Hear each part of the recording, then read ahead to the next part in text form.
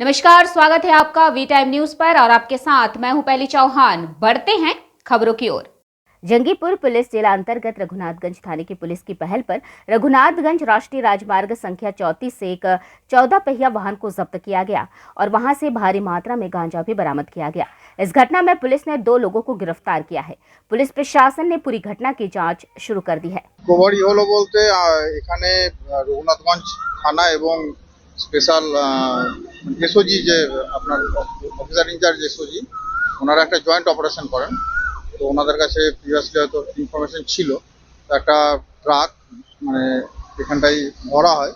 তো ট্রাকে যিনি ড্রাইভার তাকে যে জিজ্ঞাসাবাদ প্রাথমিক জিজ্ঞাসাবাদ যেটা করা হয়েছে তাতে ওনার বক্তব্য অনুযায়ী উনি ফালাকাটা থেকে আসছিলেন আলিপুরদুয়ার এবং নদিয়ার চাকদাতে যাচ্ছিলেন।